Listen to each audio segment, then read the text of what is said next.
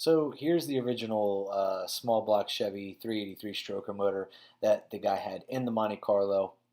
The long story short here is that he was coming home from deployment. He didn't know that his wife had brought us the car, and we were trying to surprise him very quickly with having the car up and running. Now, at this point, he had the Fitech system halfway about installed, but it wasn't installed correctly. It wasn't working right. There was a bunch of issues, and turned out part of the issues were the motor. So we figured out the easiest thing to do and quickest would just be to go ahead and put a 5.3 into the car, considering we had most of the stuff laying around to do so.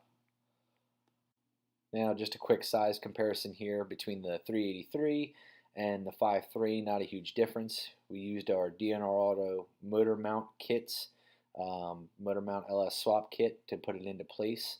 For the transmission side, we used a Summit LS flywheel spacer to bolt up to the trans that was already in place. Here's just some of the motor, the 5.3 going together with the DNR Auto Valley knock sensor delete.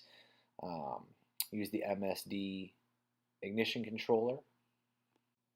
And then the Fitech system, it's kind of a backwards way to do it because we used the Fitech system that the customer had already purchased to replace a carburetor, and then we use the MSD ignition system to control the timing on the LS motor. Here we've got it in place for the first time and first fire up.